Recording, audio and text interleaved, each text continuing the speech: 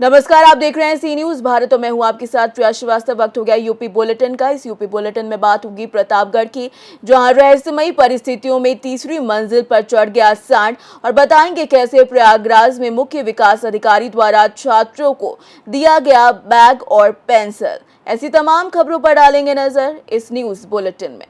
खबर लखनऊ से है, जहां पर कानपुर रोड कृष्णानगर क्षेत्र के इंद्रलोक कॉलोनी स्थित श्री इंद्रेश्वर महादेव मंदिर में कॉलोनी वासियों ने सामूहिक रूप से रुद्राभिषेक किया। कॉलोनी में सुख शांति अमन चैन सहित लोक कल्याण के लिए कॉलोनी वासियों ने पूरे विधि विधान से रुद्राभिषेक किया।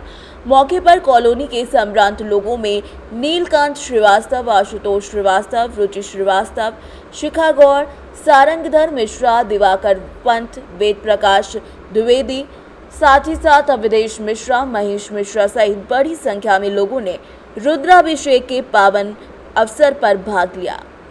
लखनऊ से सी न्यूज संवाददाता उमेश विश्वकर्मा की रिपोर्ट।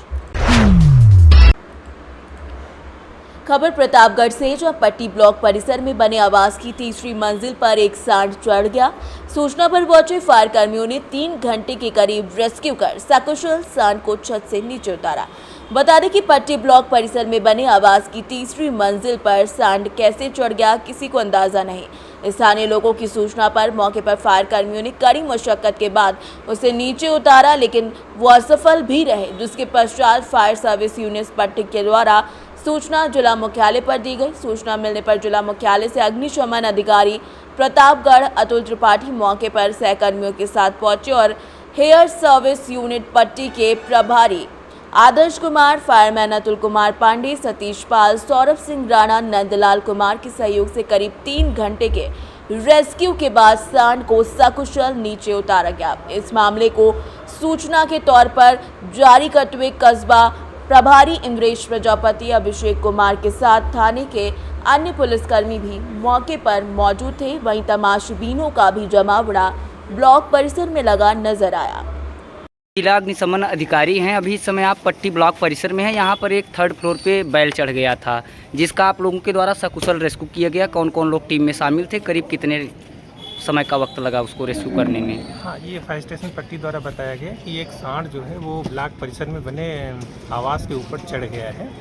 तो वहाँ से हम लोग आए और उसमें युक्तिपूर्वक रस्से वगैरह उसके मुंह में फंसा के, और किसी तरीके से समस्या ये हो रही थी कि वो जीने तक आ नहीं रहा था। तो काफ़ी प्रयास से टैक्टिक्स का यूज करके उसको जीने पे लाए और बाहर से दरवाज़ा बंद कर दिया गया। ये हमारे फायरमैन अतुल पांडे और सतीश ने बड़ी बहादुरी का परिचय देते हुए उसको सामने से जाके उसमें रस्सी बांधना और फिर उसको खींच के लाना बड़ा मेहनत का काम था। आप लोगों ने देखा किस तरीके से उसको करीब 3 घंटे रेस्क्यू का टाइम लगा। हाँ, सांड था वहाँ पे। समस्या ये थी कि वहाँ पे अगर वो हमलावर होता है तो हम भाग भी नहीं सकते थे, क्योंकि वो छत थी जो सकुशल रेस्क्यू कर लिया गया। हाँ, उसको अच्छे से वो सकुशल स्थिति में वो। आपके साथ यहाँ टीम में कौन कौन लोग मौजूद थे? फायरमैन अतुल पांडे, सतीश पाल और FSSO आदर्श, पूरी टीम मौजूद, नंद कुमार, पूरी टीम साथ थी आप? प्रतापगढ़ से सीनियर संवाददाता रोहित जायसवाल की रिपोर्ट। खबर प्रयागराज से, जहां बांग्लादेश में हो रहे हिंदू समुदाय के ऊपर अत्याचार, जिहादियों द्वारा किए जा रहे हिंदू महिलाओं के साथ दुराचार और हत्या के विरोध में जहां पूरे देश में लोग आंदोलन शुरू कर चुके हैं, वहीं प्रयागराज जिले के विकासखंड कार्यालय करचना में हिंदू संगठन के पदाधिकारियों ने बांग्लादेश में हो रहे हिंदुओं पर अत्याचार का विरोध करते हुए जुलूस निकाला। संगठन के पदाधिकारी जितेंद्र तिवारी ने कहा कि बांग्लादेश में हमारी बहन बेटियों के साथ जिहादियों ने बलात्कार कर उनकी हत्या कर। प्रयागराज से सीनियर संवाददाता मंगला प्रसाद पटेल की रिपोर्ट। देखिए, हमारा इतना बड़ा देश है, हमारे यहाँ कभी भी अल्पसंख्यकों के साथ कोई अन्याय नहीं हुआ। जो बांग्लादेश में हो रहा है यह बहुत ही निंदनीय है, इसलिए कि सर्वधर्म को अधिकार है सारे देशों में अपने आप में जीवन जीने का। बांग्लादेश में जो भी हो रहा है ये एकदम बिल्कुल गलत है।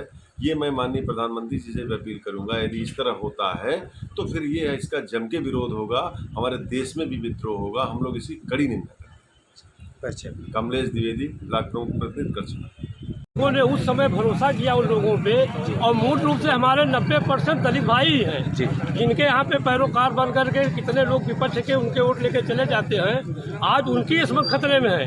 ज़्यादातर पढ़े लिखे बुद्धिजीवी जो जानते हैं, इतिहास पढ़े हुए हैं कि ये किसी के कभी सगे नहीं हुए हैं, और जो जानकार वो जानता है कि इनके साथ रहता है गर्दन उसी की फंसती है जो इनका विश्वास करता है।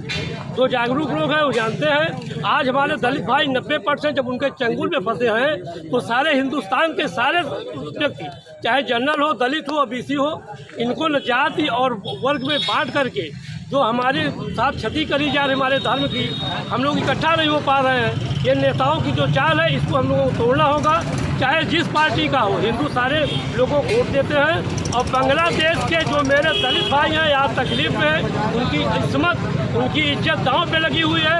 उसके लिए सारे विश्व से हम लोग अपील करते हैं कि सब लोग जहाँ पे हैं, जैसे भी है, आवाज़ उठाएं। और बांग्लादेश सरकार जो यूनिस खान है, वहाँ के अंतरिम राष्ट्रपति हैं, प्रधानमंत्री हैं, चाहते हैं कि उनके ऊपर दबाव बनाएं, और हमारे जितने भी भाई हैं, चाहे जहाँ हैं, पूरे विश्व में सुरक्षित होने चाहिए। बांग्लादेश पर जिस तरह से हिंदुओं पर अत्याचार हो रहा है, हिंसक अत्याचार, इसको हम बर्दाश्त नहीं करेंगे। इसी के विरोध में आज यह रैली प्रदर्शन किया जा रहा है।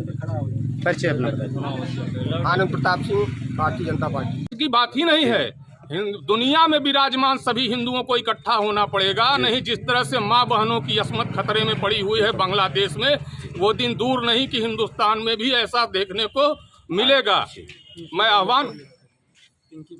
मैं आह्वान करना चाहता हूँ, क्योंकि लिप्टन दास एक क्रिकेटर था जो बैकवर्ड और दलित बिरादरी से आता था। उसने बांग्लादेश के लिए बड़ा अच्छा क्रिकेट खेला।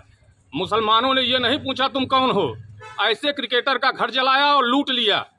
एक वहाँ पे संगीतकार थे, बड़े संगीतकार थे, राहुल आनंद, जिन्होंने 3000 म्यूजिक वाद्य यंत्रों को अपने हाथों से बनाया था, जिनके वाद्य यंत्रों को देखने के लिए फ्रांस के राष्ट्रपति उनके घर तक गए थे, जो बांग्लादेश की बहुत बड़ी उपलब्धि थी।